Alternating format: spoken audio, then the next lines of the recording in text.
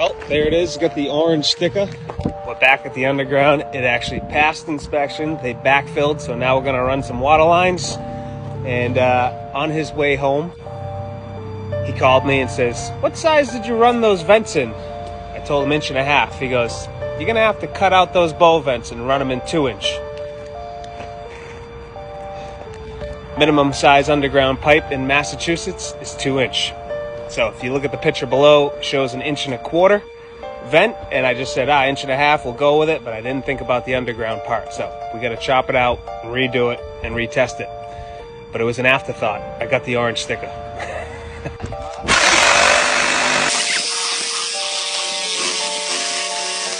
that your wife? It was, yeah. It's painful. This is really painful.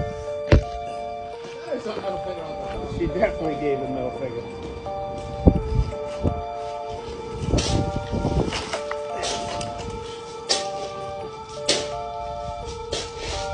What I had to do to deserve this? Look at this. Yeah, dude. 90 degrees up for no reason. Look at this fucking thing. You fucking serious? It's painful. It's painful to watch. Look how nice that is. Who put that together? Is that you?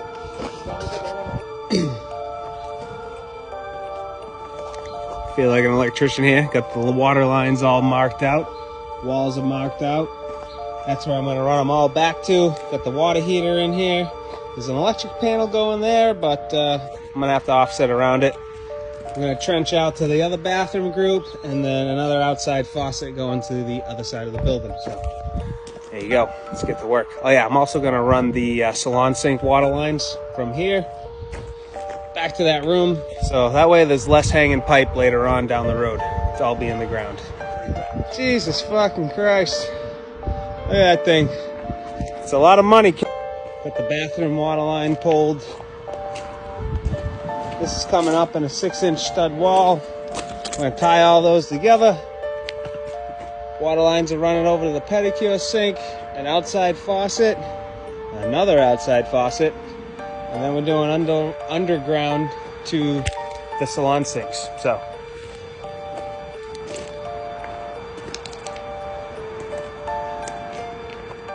cut out the old.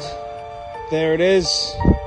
Installed it all in 2-inch with a 2-inch vents coming up. By the time I post this, all this copper will be inside of a concrete floor. So I'm smarter than I look. I won't post it until it's not able to be stolen. Moving on to the voiceover. We're snapping some cast iron because that's what we do in commercial in Massachusetts. For everybody who's wondering why I'm not using ABS, PVC, flex hose, garden hose, PEX tubing, you name it. We're out here doing commercial in Massachusetts. We're using cast iron and copper. And the underground's Type K, soft roll. Right now we're piping in 2 pedicure chairs. It's the first ones I've ever done. I checked out the submittal. The back side of the chairs have a 3/4 pump drain coming out the back. So best way to do it, add a floor drain and then just indirect waste that sucker. It's just a bowl full of your sister's nasty feet water, although some people pay good money for that shit, believe it or not. Bottle it up, sell it on eBay. I'm telling you, may be able to quit your day job.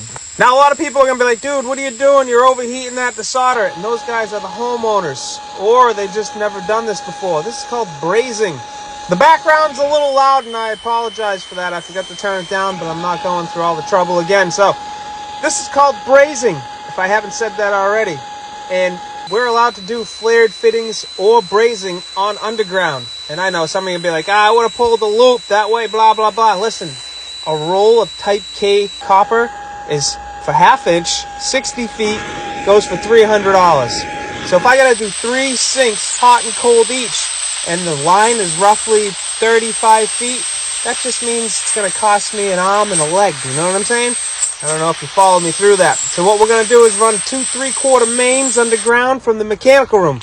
That way, when the rough starts, I'm not going to have to worry about running my pipelines to the wall behind the salon sinks. They're already stubbed up and into the salon sink base and in the mechanical room. Plus, those sinks are going to need to get tempered down, so I'll be able to just throw a mixing valve right inside of the mechanical room that'll do those 3 sinks. So now we're getting ready for the pour. We're getting the water lines in and tested. Get the inspector back here to take a look at those. And then also to look at my new bow vent system. That's 2-inch instead of 1.5 inch. Live and learn. So got clean out snapped in. Sill seal around where the concrete's coming. Here's all the copper water lines. We got it pressurized to $1.40. I plumbed in the sinks and I plumbed in the pedicure sinks and brought them back to the mechanical room. That way I got a little less rough to do once the floor is poured. Everything's already going to be in the area. These are the salon sinks. You got your hot and cold stubbed up, bow vent stubbed up, 2-inch, clean out on the end. The well guy's bringing in the well line into the mechanical room.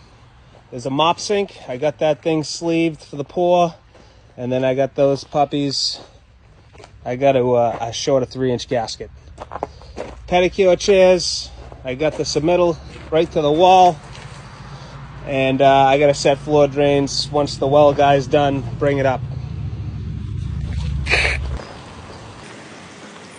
So now we're testing it all over again. So everybody was like, dude, you got to melt the PVC. Listen, I put a 10-foot head on it. She's good to go.